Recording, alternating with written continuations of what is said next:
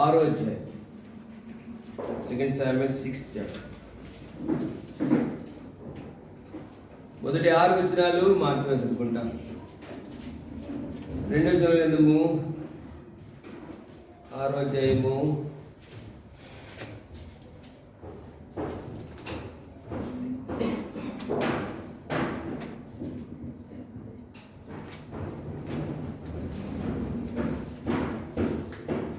6 వచనాలు.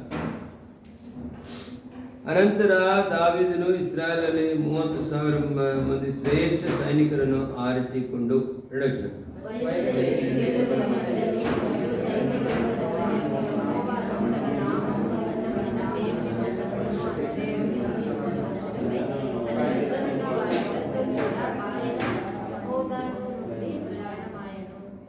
ಅವರು ದೇವರು ಮಂಜೂಷವನ್ನು ಗುಡ್ಡದ ಮೇಲಿನ ಅಭಿನಾದಾಬನ ಮನೆಯಿಂದ ಹೊರಗೆ ತಂದು ಅದನ್ನು ಒಂದು ಹೊಸ ಬಂಡಿಯ ಮೇಲೆ ಏರಿಸಿ ಅಭಿನಾದಾಬನ ಮಕ್ಕಳಾದ ಉಜ್ಜನು ಐನೋಮನು ಬಂಡಿಯನ್ನು ಹೊಡೆದರು. 4వ ವಚನ.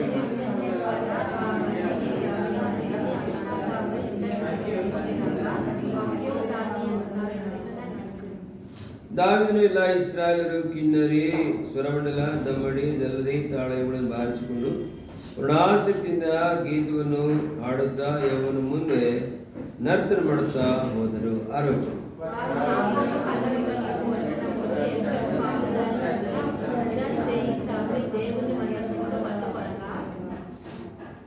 7వ వచనం కూడా చదువుతాను, అందరూ కలిసి అనుకుంటారు. 7వ వచనం. ಆಗ ಯೆಹೋವನು ಉಜ್ಜನ ಮೇಲೆ ಈ ತಪ್ಪಿನ ಸಲುವಾಗಿ ಅವನನ್ನು ಹತ್ಯೆ ಮಾಡಿದನು. ಅಲ್ಲೇ ದೇವರು ಮಂಜೂಷದ ಬಳಿಯಲ್ಲೇ సత్తను. మహిమగల దేవుని మాటల గురించి చిన్న ప్రార్థన చేసుకుంటాం. మా గురించి మహోన్నతుడ, సర్వాధికారి, అమూల్యమైన యేసు ప్రభువా, నీ అపారమైన ప్రేమని వాసన బట్టి వందనాలు. దేవా, ఉదయకాలం మాట్లాడుతూ మరలా మాట్లాడడానికి ఇష్టపడే దేవుడు ఉన్నాం ప్రభువా. మనం సరి చేసుకోవాలని, నీ కొరకే బ్రతకాలని, యోగ్యులుగా ఉండాలని ప్రభా, మా వస్త్రములు ఎక్కడ కూడా అపవిత్రపరచుకోకూడదని ప్రభా, మా మాలిన్యమంతని సహిస్తూ భరిస్తూ చిందుకున్నాను దేవా. మా పాపం చేత అపరాధం చేత పొడి చేయడం మానని ప్రభా, యోగులుగా సిద్ధపరచడానికి శిలువ ప్రాణం చేసిన కార్యం పెట్టి ఉన్నాను దేవా.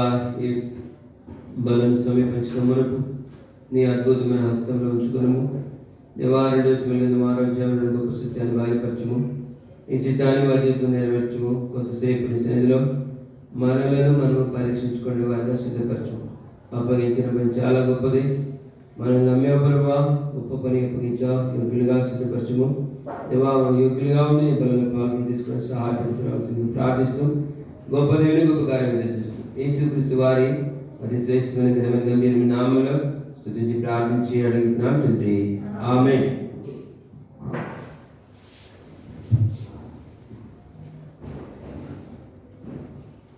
ఇశ్రాయేలు తాము చేసిన తప్పును బట్టి అక్కడ గొప్ప నష్టం జరుగుతూ వచ్చింది. ఏం నష్టం అంటే దేవుని మందసము పట్టబడుతూ వచ్చింది. దేవుని మందసం పట్టబడుతూ వచ్చింది. ఏలి కుటుంబస్తులు చాలా వరకు వారు ఒకే రోజున నశిస్తూ వచ్చారు, నాశనమైపోయారు. అయితే మందసము ఫిలిష్తీయుల చేతిలో వచ్చేసింది.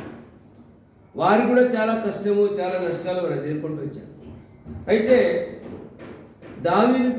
దావీదుకు వచ్చిన తర్వాత దావీదు ఏం చేస్తున్నాడంటే, దేవుని విచారించుకోకుండా చాలాసార్లు మన జీవితాల్లో ఏం జరుగుతాయంటే, మాకు వాక్యాలు తెలుసు, మనము హెబ్రోను సవాసమారు అందరికంటే చాలా హై కేడర్లో హై పొజిషన్లో ఉండేవారు అని ఈ ఆత్మీయమైన గర్వం మనకు చాలాసార్లు ఉంటుంది.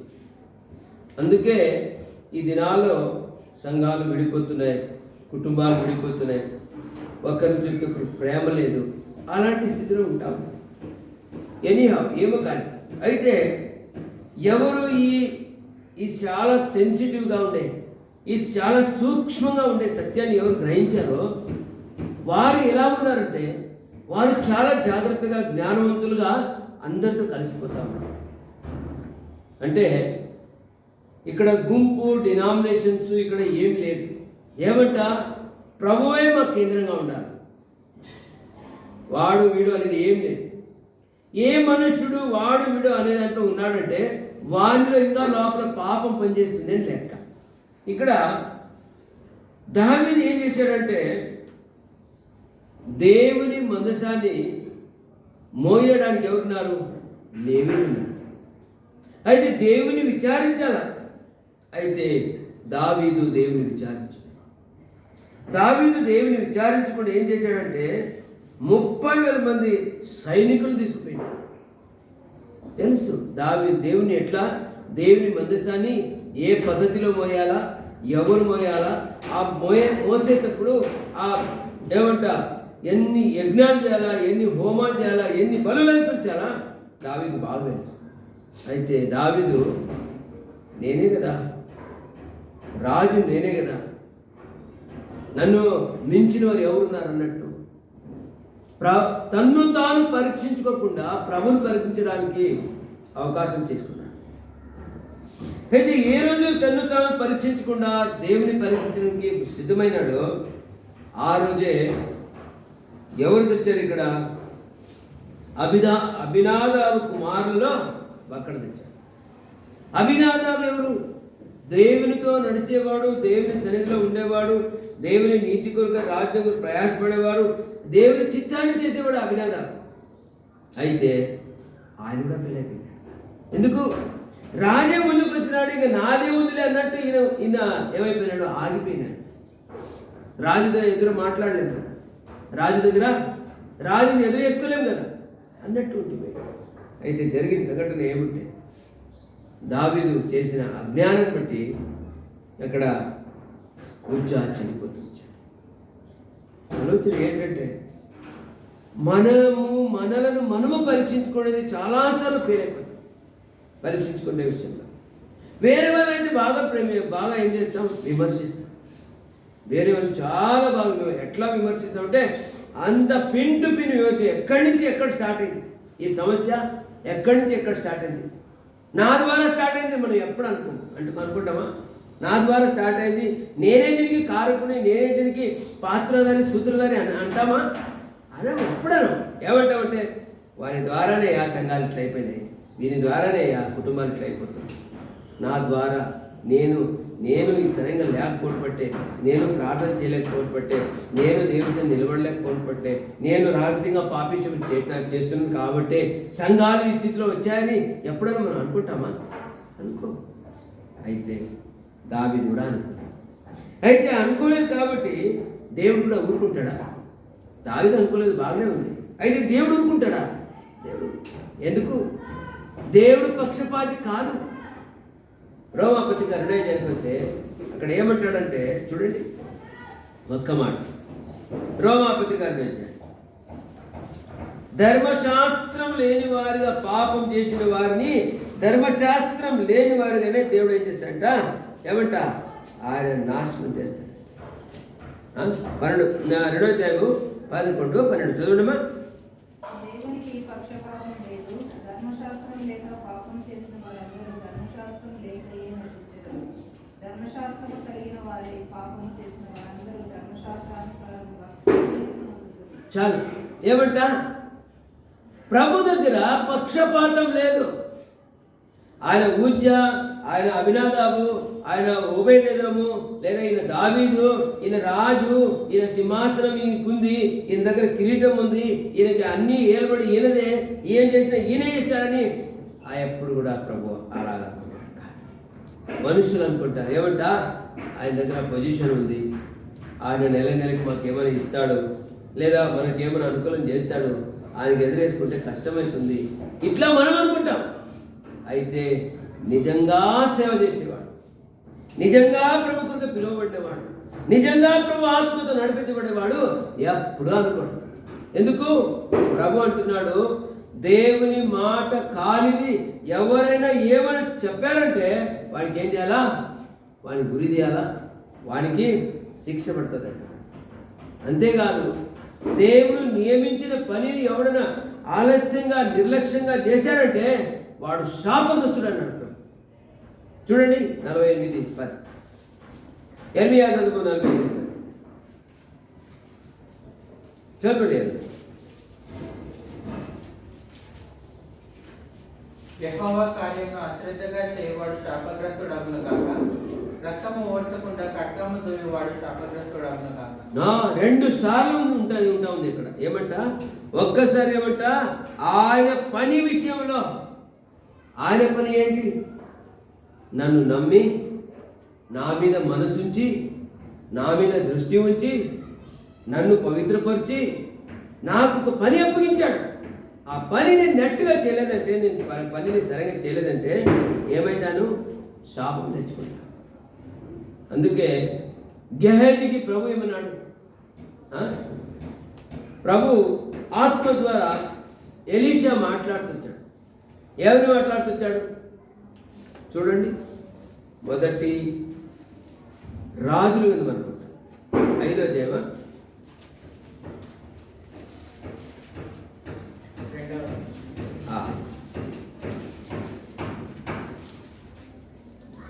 2వ రాజులు 5వ అధ్యాయం.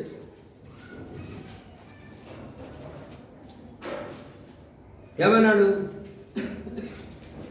ప్రభు ఆత్మ ద్వారా నడిపించబడే దైవజనుడైన ఎలీషా ఏమన్నాడు? 25 వచనం చదవండి. అతడు లోపలికి పోయి తన యజమాని ముందర నిలువగా ఎలీషా వారిని చూచి, గెహాజీ, నీవు ఎచ్చటి నుండి వచ్చి అడిగినందుకు వాడు, నీ దాసుడైన నేను ఎచ్చటికి పోలేదనను. ఎంత అబద్ధం! దేవుని సన్నిధిలో ఉన్నాడు, తను ఎక్కడున్నాడో అని గ్రహింపు లేదు. ఎందుకు? అక్కడ మస్తుగా వెండి, బంగారు, తర్వాత దుస్తులు కొన్ని తెచ్చుకొని ఇంట్లో పెట్టుకున్నాడుగా. మైండ్ అంతా అక్కడే ఉంది, ఇక్కడ లేనే లేదు. బాడీ ప్రజెంట్, మైండ్ అబ్సెంట్ అయిపోయింది. పాపం సత్యం చెప్పలేకపోయినాడు, నిలబడలేకపోతున్నాడు. నేను ఎక్కడ పోయినా అంటే చెప్పొచ్చు కదా, నేను ఇటు పోయినాను, ఇటు జరిగింది అని చెప్పొచ్చు కదా. చెప్పలేదు. అంటే మనుషుడు ఏమంటే, మనుష్యుడు వేరే వాళ్ళని పరీక్షించే విషయంలో, వేరే వాళ్ళ విషయంలో, విమర్శించే విషయంలో చాలా జ్ఞానవంతుడు. అయితే తన్ను తాను విమర్శించుకునే విషయంలో చాలా ఫెయిలియర్. అందుకే ఇక్కడ ఏం చూస్తామంటే 48:10లో ఏమంటే, మొదట ఒక పని అప్పగించాడు. ఎంత ఘనమైన పని అంటే, మొదట ఏం చేశాడు? ఆయన మనల్ని ప్రేమించాడు. రెండోదిగా ఆయన ఏం చేశాడు? మనల్ని క్షమించాడు. మూడోది ఏం చేశాడు? మనల్ని అంగీకరించాడు. నాలుగోది ఏం చేశాడంటే, మనల్ని నమ్మినాడు. నా వాడు నాకెప్పుడు కూడా మోసము చేయడు, నా వాడు నిన్ను ఎప్పుడు కూడా మోసం చేయడు. నాలుగోది ఏమంట? నమ్మాడు. ఐదోది ఏం చేశాడు? పని అప్పగించాడు. ఏమంట? ఇది నా వాడు, క్లియర్ కట్గా చేసి నాకు లెక్క ఇస్తాడు. గేహజీ ఏం చేశాడు ఇక్కడ? ప్రేమ మర్చిపోయినాడు, క్షమించింది మర్చిపోయినాడు, చేర్చుకుంది మర్చిపోయినాడు, అప్పగించింది మర్చిపోయినాడు, అన్నీ మర్చిపోయినాడు. ఎందుకు? ఏమంట? శాపాన్ని తెచ్చుకోవడానికి ఆయన ఏమంట? తయారుగా పరిగెత్తా ఉన్నాడు. కొందరు ఏం చేస్తారంటే, పరిగెత్తిపోయి ఎక్కడ వలలు పడాలో అక్కడే పడతారు. ఎందుకంటే వాళ్ళ పరిగెట్లు ఉంటాయి. వాళ్ళు స్టార్టింగే అట్లా ఉంటారు. వాళ్ళు ఏమంట? పరిగెత్తిపోయి ఎక్కడ తప్పించుకోవాలో అక్కడ తప్పించుకోకుండా ఎక్కడ పడాలో అక్కడ పోయి పడతారు. ఒరే నేను ఇక్కడే వచ్చి పడితే కదా అంటే ఆలోచన ఏంటంటే, ప్రభు సమస్తాన్ని చూసేవాడు. ప్రభు ప్రతి బయట కాదు, పై భక్తి కాదు. ప్రభు ఏం చూస్తాడంటే, ఏం చూస్తాడు? లోపల చూస్తాడు. ఆయన లోపల చూసి ఏం చేస్తాడు? ప్రతి వాని క్రియల చొప్పున ఆయన ప్రతిఫలిస్తాడు. అయితే ఇక్కడ ఏం చూస్తామంటే, ఇక్కడ గేహజీ అట్లా ఫెయిల్ అయిపోయాడు. దావీదు విషయానికి వస్తే 2 రాజుల గ్రంథంలో దావీదు 2 సమయాల గ్రంథంలో వస్తే, దావీదు ఏం చేశాడు? దావీదు దేవుని విచారించలేదు, దావీదు దేవుని సన్నిధికి రాలేదు. దావీదు ఏం చేశాడంటే, దావీదు తన ఇష్టం చేశాడు. తన ఇష్టాన్ని చేసి ఏం చేశాడు? గొప్ప నష్టాన్ని తెచ్చుకున్నాడు. ఎంత గొప్ప నష్టం తెచ్చుకున్నాడంటే, అక్కడ ఒక మరణం సంభవించినట్లు చేశాడు. తర్వాత ఏమైపోయింది? భయపుట్టింది ఆయనకి. ఒరే ఒరే ఒరే ఒరే ఇది ముందుకు పోతే చాలా నష్టము, చాలా కష్టమైపోతుందని ఏం చేశాడంటే అక్కడే ఒక ఆయన ఉన్నాడు. ఎవరున్నారు అక్కడ? 10-11 వచ్చి చదవండి. 2 సమయాల గ్రంథము 6:10-11. యెహోవా మందసమును దావీదుపురంలో నుండి తన యొద్దకు తెప్పింపనల్లగా గిత్తీయుడకు బేతెదోము ఇంటి వరకు తీసుకొని అచ్చట ఉంచెను. యెహోవా మందసము 3 నెలలు గిత్తీయుడకు బేతెదోము ఇంటిలో ఉండగా యెహోవా బేతెదోమును అతని ఇంటి వారిని అందరినీ ఆశీర్వదించెను. చాలు. ఏమంట ఇక్కడేమో ఈ ఉజ్జాస్ అయిపోయినాడు, మందసం పట్టుకున్నాడు, మందసం తెచ్చే పద్ధతి తెలియకుండా నష్టమైపోయినాడు, ఇది అయిపోయింది. అయితే అదే మందసము, నో ఎనీ డిఫరెన్సెస్, అదే మందసం ఎక్కడ తీసుకొచ్చాడు? ఓబేదేదోము ఇంటికి తీసుకొచ్చాడు. అంటే ఆలోచన ఏంటి? ఇక్కడ వీళ్ళు స్వనీతిని ఆశ్రయించుకొని, ఇక్కడ వీళ్ళు సొంత జ్ఞానాన్ని ఆశ్రయించుకొని, ఇక్కడ దేవుని విచారించకుండా, ఇక్కడ దేవుని ఆత్మతో నడిపించబడకుండా ఆవేశంతో పనిచేస్తూ వచ్చారు కాబట్టి ఇక్కడ నష్టం జరిగింది. అయితే ఓబేదేదోము ఏమంట? దేవుని కొరకు ఎదురు చూస్తున్నాడు. బాగా అర్థం చేసుకోవాలి. ఓబేదేదోము ఏం చేస్తున్నాడంట? దేవుని పని కొరకై, దేవుడు అప్పగించిన పని కొరకై, దేవుని చిత్తం కొరకై, దేవుని ఆత్మ నడిపింపు కొరకై, దేవుని స్వరం కొరకై, దేవుని మందసం కొరకై ఓబేదేదోము ఎదురు చూస్తున్నాడు. నా ఇంటికి వస్తే ఎంత బాగుంది అంటే తాను ఎట్లున్నాడంట? తయారైపోయినాడు. ప్రభు ఆ మందసము, ప్రభు పని, ప్రభు సేవ, ప్రభు నీతి, ప్రభు రాజ్యం కొరకై ఓబేదేదోము తయారైపోయాడు. అందుకే ఏమైందంట? ఓబేదేదోము ఇంటికి తీసుకొచ్చాడు. ఇంటికి తీసుకొచ్చిన వెంటనే ఏమంట? మందసం ఎంతకాలం ఉంది వాళ్ళ ఇంట్లో? ఎంతకాలం ఉంది? 3 months. 3 నెలలే ఉంది. 3 నెలలనే సమస్తాన్ని ఆశ్రయించాడంట. ఏమేమి ఆశ్రయించాడంటే ఆయనని, ఆయన ఇంటి వారిని, ఆయన బంధువుల్ని అందరినీ ఆశ్రయించాడు. అంటే ఆలోచన ఏంటంటే మనము ఆశీర్వాదానికి అర్హులుగా ఉన్నాము అంటే ఎట్లా? మొదట దేవుని మాట విధేయత చూపించాలి. ప్రభుని పరీక్షించడం వేరు, ప్రభుకు ఆధీనం అవడం వేరు. బాగా అర్థం చేసుకోవాలి. ఏమంట? మనం చాలాసార్లు ప్రభుని పరీక్షించే దాంట్లో నంబర్ 1 ఉంటాము. ఆధీనం అయ్యే విషయంలో ఏమంటాము? లాస్ట్ లైన్లో ఉంటాం. లాస్ట్ లైన్ ఉంటాం. ఇక దగ్గర కూడా ఉన్నాం, మధ్యలో ఉంటాం, లాస్ట్లో ఉండిపోతాం. ఎందుకు? దేవునికి ఏమైనా ఇవ్వాలంటే, దేవునికి ఏమైనా చేయాలంటే, దేవుని కొరకు ఏమైనా ప్రేమ చెల్లించాలంటే లాస్ట్లో ఉంటాం. విమర్శించాలంటే చాలా ముందుకుంటాం. నేను అని ప్రయాసపడతా ఉంటాం. ప్రియమైన దైవజనులారా, ఇక్కడ ఏం చూస్తున్నామంటే దేవుని పరీక్షించడం మన చేత కాదు. దేవుని అస్సలు పరీక్షించుకోండి. దేవుని పరీక్షించకుండా ఏమంట? షరత్తు లేకుండా ప్రభుకి ఆధీనం అవ్వాలి. ఎవరు ఆధీనమయ్యారు? ఆదికాండం 2వ అధ్యాయానికి వస్తే అబ్రహాము ఆధీనమయ్యాడు. షరత్తే లేదు, కండిషన్ పెట్టలేదు, డిమాండ్స్ పెట్టలేదు. ఏం చేశాడు? స్వదేశము, తండ్రి ఇంటిని, బంధువు ఇంటిని విడిచిపెట్టి నేను చూపించే దేశానికి నువ్వు వెళ్ళిపో అంటే అబ్రహాము వెనకాడకుండా వెళ్ళిపోయాడు. ఇబ్రియా పత్రికలు రాయబడతా ఉంది, ఆయన అడ్రస్ లేక వెళ్ళిపోయినాడు. చూడండి ముందు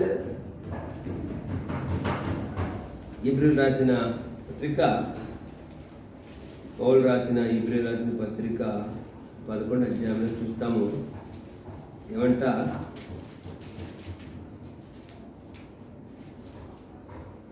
8వ వచనం చదవమ్మా. అబ్రహాము పిలువబడినప్పుడు విశ్వాసమును బట్టి ఆ పిలుపునకు లోబడి తాను స్పష్టంగా పొందనైన ప్రదేశంలో బయలువెళ్ళను, మరియు ఎక్కడికి వెళ్ళవలనో అది ఎరుగక బయలువెళ్ళను. చాలు. ఏమంట? ఎరుగక. మాకు అడ్రస్ తెలిసినా కూడా ఎక్కడో పోతాము. మాకు అడ్రస్ బాగా తెలుసు, అయితే కన్ఫ్యూజన్ అయ్యి ఇదే అవునో కాదా అని ఒక 4-5 లేఅవుట్ ఉన్నాయి అనుకోండి, యాదో ఒక లేఅవుట్ ఏమైపోతాము? గుజ్ జాతీయంలో పోయేస్తాం. ఇదే అనుకుంటాం. మొన్న ఒక పెళ్లి జరిగింది, మీకు బాగా తెలుసు. మాకు అడ్రస్సే అర్థం కాలేదు. అడ్రస్సే అర్థం కాకుండా ఏమైపోయింది? పెళ్లి అయిన తర్వాత పోయింది. పెళ్లి అంతా అయిపోయింది, వాళ్ళు ఫోటోలు తీసుకుంటున్నారు. అప్పుడు వేరే అంటే ఆలోచన ఏంటంటే అడ్రస్ తెలియదు. అడ్రస్ ఇచ్చినారు పాపం, అది మాకు కన్ఫ్యూజన్ అయిపోయింది. అంటే అబ్రహాము జీవితానికి వస్తే అబ్రహాము విశ్వాసం వలననే ఏమంట విశ్వాసము ద్వారా పిలిచిన వాని పిలుపును అందుకుని ఏం చేశాడంట బాధ్యముగా పొందబోయే స్థలాన్ని వెళ్ళిపోయినాడు. అయితే ఎట్లా వాళ్ళు తెలియకుండా పోయినాడంట. పోయి మొత్తానికి చేరుకున్నాడు. అంటే ఆలోచన ఏంటంటే విధేయత మా జీవితంలో చాలా అవసరం. అయితే దావీదు ఇక్కడ ఏం చేశాడు? విధేయత చూపకుండా 30,000 మంది ఎవరు తీసుకుపోయినాడు? సైనికులు తీసుకుపోయినాడు. మందసాన్ని వాడ సైనికులు అవసరమా? మందసాన్ని వాడ సైనికులు అవసరం లేదు. సైనికులు ఎక్కడ ఉండాలా? బార్డర్లో ఉండాలి. యుద్ధం జరుగుతుందంటే అలర్ట్గా ఉండి 24/7 వాళ్ళు తయారుగా ఉండాలా. ఎప్పుడు యుద్ధం జరుగుతుంది, ఎక్కడ బాంబు పడతాయి, ఆ పని చూసుకోవాలా వాళ్ళు. మందసం దగ్గర వీళ్ళు వచ్చే అవసరం లేదు. అయితే దావీదు చేసిన ఒక అజ్ఞానాన్ని బట్టి, మూర్ఖమైన పనిని బట్టి ఇక్కడ ఎవరు చనిపోయినారంటే ఉజ్జా చనిపోయినారు. ఉజ్జా కూడా అర్థమై ఉంటుంది పాపము. అయితే రాజు కదా, మొహమాట పడకుండా రాజు ఏమనుకుంటాడో, లేకుంటే నన్ను చంపేస్తాడో, లేకుంటే తీసి పడేస్తాడో, లేదా నాకు ఉద్యోగం నుంచి ఏమైనా రిమూవ్ చేస్తాడేమో అనుకొని ఆయన ఏం చేశాడంటే సర్లే పర్వాలేదు రాజే కదా చెప్పింది అని, రాజు కూడా చాలా జ్ఞానవంతుడని ఆయన అనుకున్నాడు. బండి మీద పోతూ వచ్చాడు. ఈ పద్ధతి ఎక్కడి నుంచి వచ్చింది? ఈ పద్ధతి ఇశ్రాయేలు నుంచి రాలేదు, కానీ ఫిలిష్తీయుల నుంచి వచ్చింది. చాలాసార్లు మన జీవితంలో మనం కొత్త కొత్త పద్ధతులు అనుసరించి చూస్తాం. ఏమంట ఇప్పుడు మోడర్న్ లైఫ్ బెంగళూరులో చూస్తే మీకు అర్థమవుతుంది. పిల్లలు కట్టింగ్ నుంచి పట్టుకొని వారి బట్టలు వేసుకునే విషయంలో కూడా అన్ని విషయాల్లో ఆడోళ్ళు మగవాళ్ళు ఎవరు అని అర్థం కాదు.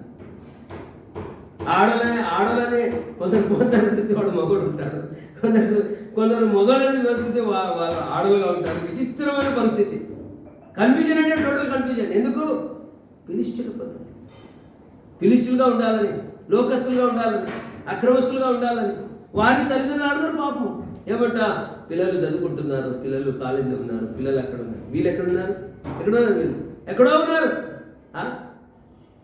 ఎంత భయంకరమైన పరిస్థితి అంటే దేవుని పద్ధతిని దావీదు మర్చిపోయినాడు. దేవుని పద్ధతిని మర్చిపోయిన కారణం బట్టి ఒక మరణం అక్కడ సంభవించింది.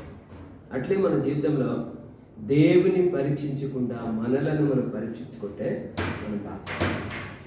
అందుకే మొదటి కొన్ని పత్రికలో ఒక మాట చూసుకొని మనం పలానా పాపం తీసుకుంటాం. మొదటి కొన్ని పత్రికలో ఏముంది చూడండి. మొదటి కొన్ని పత్రిక 11వ అధ్యాయము 30 వచనం చదవండి. ఇందువల్లనే మీలో అనేకులు బలహీనులను రోగులనై ఉన్నారు, చాలా మంది నిద్రించుతున్నారు. ఇందువలన అంటే ప్రభుని పరీక్షించే విషయంలో ఉన్నారు కాబట్టి బలహీనులు రోగులై ఉన్నారు, చాలా మంది నిద్రించుచున్నారు. ఆత్మీయత వెళ్ళిపోయింది, దేవుని ఆత్మ నడిపింపు వెళ్ళిపోయింది. దేవుడు ఏమంట? దేవుడు లేడు. దేవుడు బయటికి పోయేసినాడు, ఎప్పుడో బయటికి పోయేసినాడు. వీళ్ళే ఉన్నారు. ఎవరున్నారు? బంధువులు ఉన్నారు, ప్రియులు ఉన్నారు, మ్యూజిషియన్స్ ఉన్నారు, ప్రీచర్ ఉన్నారు, ఇంకా ఎవరెవరో ఉన్నారు, కానీ దేవుడు మాత్రం లేడు. ఎందుకు దేవుడు లేడు అంటే ఇష్టానుసారంగా చేసే వాళ్ళ మధ్యలో దేవుడు ఉంటాడా? ఇప్పుడు ఒక ఉదాహరణ, ఒక కుటుంబం ఉంది, తండ్రి ఉన్నాడు, పిల్లలు ఉన్నారు, తల్లి ఉంది. తల్లి ఏం చేస్తుందంటే పిల్లలకి సపోర్ట్గా ఉంటుంది, తండ్రి ఏం చెప్పినా విందు. అలాంటి సందర్భంలో ఏదో ఒక ఫంక్షన్ జరుగుతుంది, అప్పుడు తండ్రి ఉంటాడా? తండ్రి ఉండడు. తండ్రి ఎందుకు ఉంటాడంటే నా మాట చెల్లదు కాబట్టి, నాకు వీళ్ళ మధ్య వాల్యూ లేదు కాబట్టి నేను ఎందుకు ఉండాలా, ఎక్కడైనా పోతానులే అని ఆయన పోయేస్తాడు. అట్లే ప్రభు కూడా యజమానుడు అని ఇంటి మీద రాసి ఉంటాడు. యేసు ప్రభు ఇంటికి యజమానుడు అని రాసి ఉంటాడు. కానీ యజమాని ఎవరుంటారంటే ఆ కుటుంబంలో ఉండే ఎవరో పెద్దలో, లేకుంటే సంపాదించే వాళ్ళు, బాగా డబ్బు ఉన్న వాళ్ళు, బాగా చదివిన వాళ్ళు, వాళ్ళే యజమానులుగా ఉండిపోతారు. ప్రభు ఉన్నాడు.